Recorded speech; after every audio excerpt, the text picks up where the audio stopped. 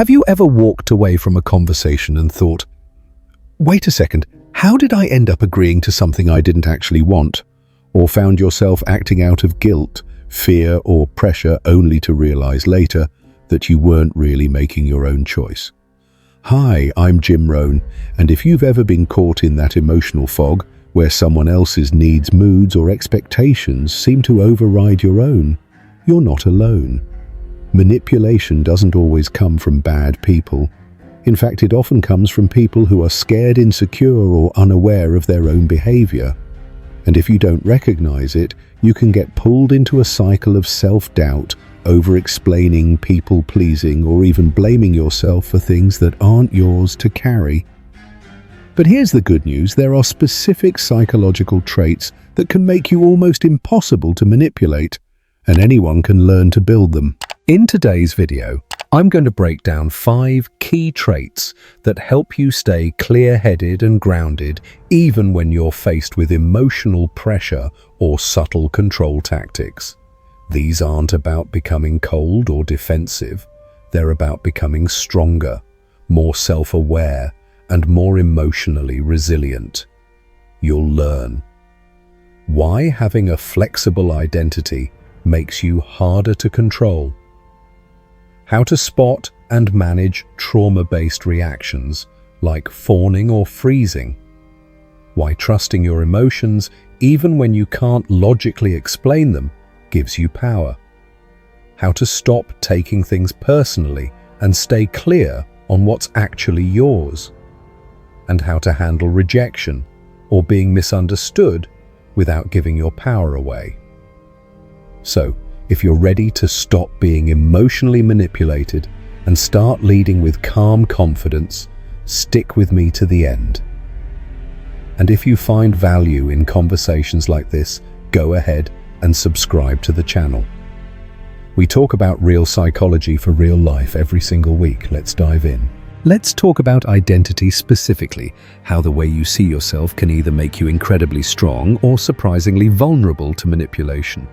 Now, this might sound strange at first, but people who cling to a fixed, rigid idea of who they are actually easier to control. Why? Because when your sense of self depends on maintaining a certain image, like always being kind, always being generous, always being independent, you create blind spots. You set rules for yourself that others can quietly use against you. If someone knows that you'll go out of your way to avoid seeming selfish, they only have to suggest that you're being inconsiderate to get you to back down. That's a subtle form of emotional leverage, and it works on people who are trying to protect their identity rather than understand it.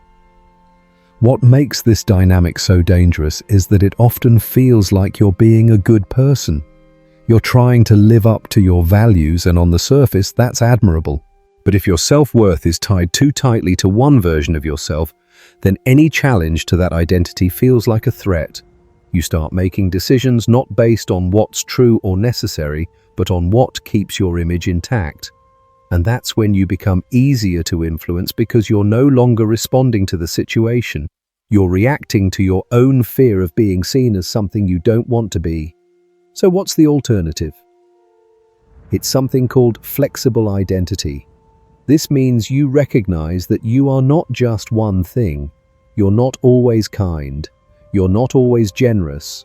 You're not always confident or strong. And that's okay. In fact, owning your complexity makes you stronger, not weaker. When you admit, "Sometimes I'm angry," or "Sometimes I'm afraid," you take back power. You stop needing to prove yourself, and that means no one can use those labels against you. A person with a flexible identity can pause when challenged. They can say, "Maybe I was being a bit selfish, and maybe that's what I needed to be right now." Or, "Yes, I care about you, but that doesn't mean I'll ignore what's good for me." That kind of clarity makes manipulation far less effective, because manipulators thrive on guilt, insecurity, and emotional imbalance. If you're not trying to defend a perfect image, they don't have anything to hook into. This doesn't mean abandoning your values. It means holding your values with maturity. You're not defined by a rigid label. You're defined by your ability to reflect, to adjust, and to stay honest with yourself. And that's a kind of power no one can take from you. So, if you want to be harder to manipulate, start by making peace with your full self, even the parts you're still learning to accept. That's where real integrity begins. And it's also where emotional freedom starts to take root. One of the most important steps you can take toward becoming emotionally strong and much harder to manipulate is developing awareness of your trauma responses. These are automatic survival mechanisms that kick in when your nervous system perceives a threat. The classic four are fight, flight, freeze, and fawn. Now, these aren't just dramatic reactions to serious danger. They can show up in everyday life, especially in relationships. And when you don't recognize what's happening, you can end up making decisions that aren't coming from your values or your reason, but from your fear. Let's break it down. The fight response might look like becoming argumentative or defensive the moment you feel emotionally cornered. Flight could mean withdrawing or avoiding conversations altogether. Freeze is when you shut down mentally, emotionally, or physically and find yourself stuck, unable to respond. And fawn is when you immediately try to appease the other person to restore harmony, even if it means betraying your own needs. All of these reactions have the same purpose: to protect you. They're not wrong and they're not signs of weakness. But they can be dangerous if they're running your life without your awareness. When you're in a trauma response, you're not thinking clearly. Your body is reacting as if you're in danger, even if what's really happening is just a tense conversation, a disagreement, or a perceived judgment. In that moment, your rational brain goes offline and your actions are guided by instinct. That's where manipulation sneaks in. Because if someone knows how to trigger those responses, if they know you'll fawn when criticized or freeze when pressured, they can guide your behavior without you even realizing it. And that's a problem. The solution isn't to eliminate these responses. You can't, and honestly, you wouldn't want to. They exist for a reason. But what you can do is build awareness. You can learn to notice the signs: a racing heart, shallow breathing, a sudden urge to escape, or an overwhelming need to please. These are your cues. When you notice them, the goal isn't to judge yourself, it's to pause. That pause is powerful. It gives your thinking brain a chance to come back online. It creates space to ask, is this really an emergency? Or am I being triggered? From that space, you can begin to make conscious choices. You can say, I need a moment to think, or let me get back to you on that. That one sentence can stop a manipulation attempt in its tracks. Because now you're not reacting from fear, you're responding from clarity. You're back in control. Over time, the more you practice this kind of self-awareness, the more resilient you become. You're not easily swayed. You're not quick to collapse into old patterns. And people who might once have manipulated you intentionally or not will start to feel that shift. You're grounded, you're steady, and that makes you much harder to control. That's what trauma awareness offers you. Not perfection, but power. The power to choose your response, even when your nervous system is screaming at you to run, hide, or give in. And that is a kind of strength that builds real freedom. One of the most overlooked forms of personal power is the ability to trust your own emotions without needing someone else to validate them first. It sounds simple, but for many people, it's incredibly difficult. We're taught from a young age to second-guess how we feel. We're told things like, don't overreact, you're too sensitive, or you're being dramatic. Over time, that kind of messaging conditions us to believe that emotions need to be proven before they're real, that we need a logical explanation or someone else's agreement to justify what we're feeling. But here's the truth. If you don't learn to trust your emotional signals, you'll always be vulnerable to people who can talk circles around you.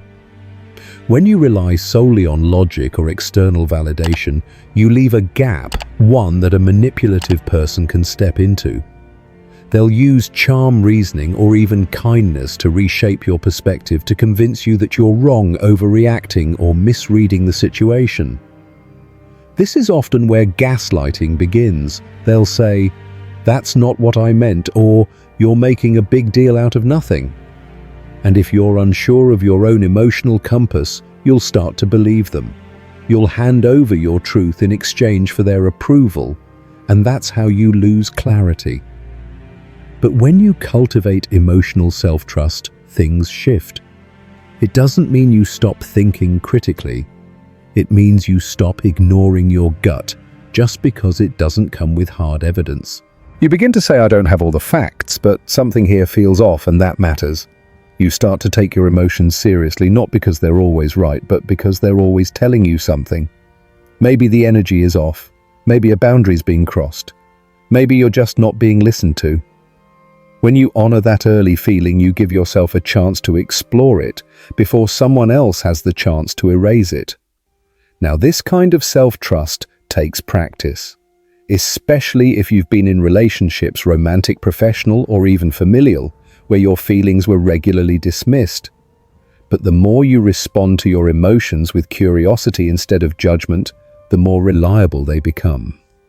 You learn to tell the difference between an old fear and a present warning, between anxiety that's been conditioned by trauma and intuition that's protecting you now. And even when you're not 100% sure, you can still slow down and say, "Let me sit with this. I don't need to decide right away." That's power. Because when you trust yourself, you become much harder to manipulate. You're not so easily pushed into doubt or spun in circles by someone else's version of the story. You have a foundation, a quiet, steady sense of what feels true to you. And from that place, you can act with more confidence even when others try to undermine it. So trust your instincts.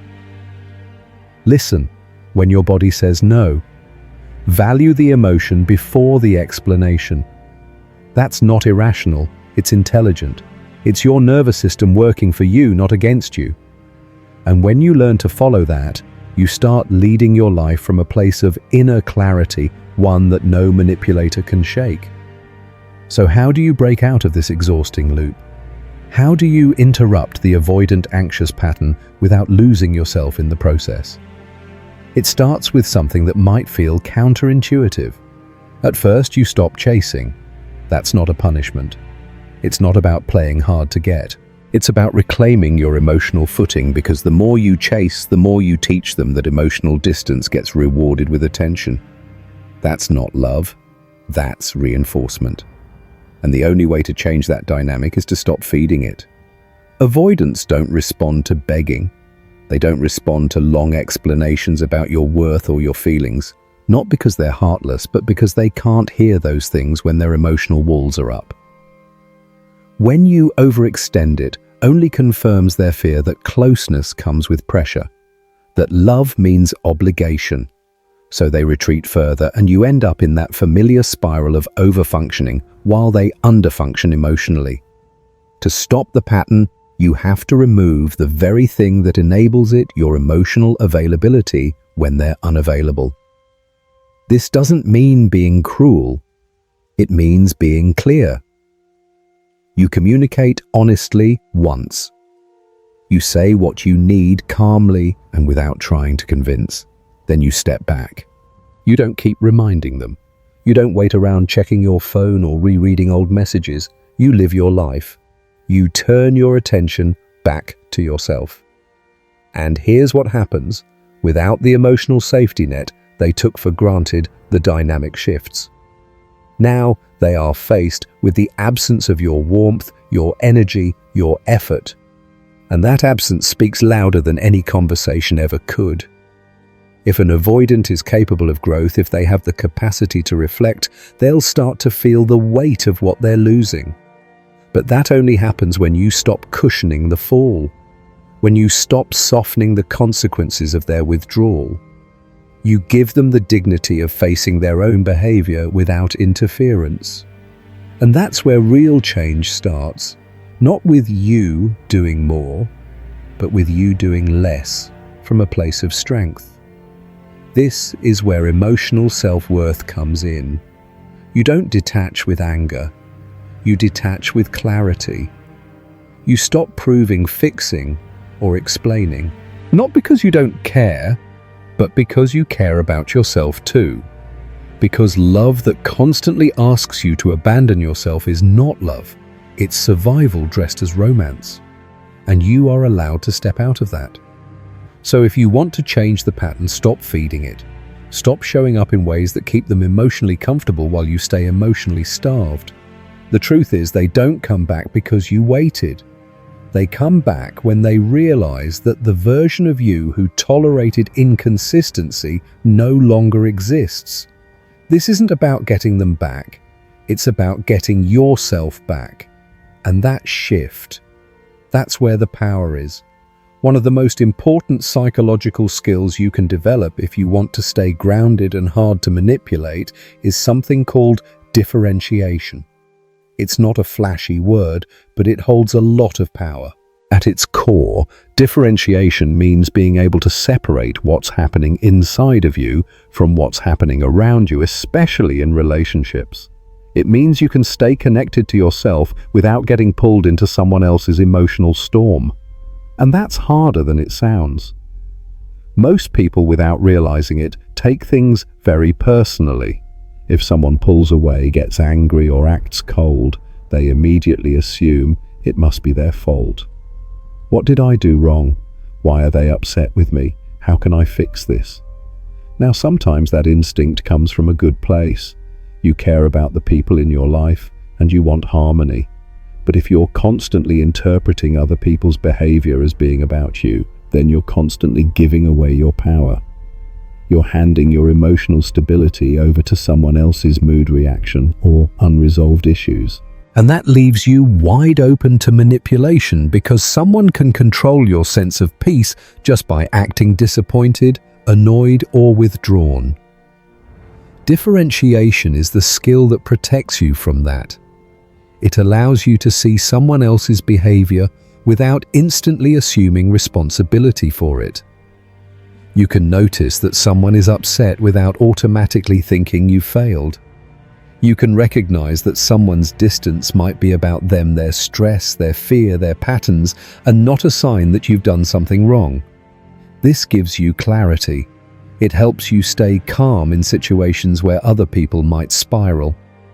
Think about how freeing that is. You stop reacting out of guilt or fear. You don't jump in to fix what isn't yours. You stay curious instead of defensive. And you give other people the space to own their own emotions, which is ironically what actually allows for healthier connection. When you're differentiated, you're not cold or disconnected. In fact, you're more present because you're not lost in a guessing game. You're grounded in your own experience and you're able to listen to theirs without blending the two together. This kind of inner separation takes practice. It starts with simply noticing the moment you feel triggered or blamed. Instead of reacting right away, you pause. You ask yourself, is this really about me? Or is it about something they're carrying? That pause is where your power lives. Over time, it becomes second nature. You no longer need to defend yourself constantly or seek reassurance. You can let other people be upset, disappointed, or even wrong about you and still know who you are. And when you've built that kind of resilience, you become much harder to manipulate. Because you're not afraid of disapproval. You're not confused by projection. You don't collapse into shame every time someone else is uncomfortable. You stand on your own emotional ground with compassion, but also with clarity. And that is what makes differentiation one of the strongest forms of emotional intelligence you can develop. If you've made it to the end of this video, thank you seriously. It means you're someone who's not just looking for quick answers, but actually willing to do the deeper work of understanding yourself and growing from the inside out. That's rare and it's powerful.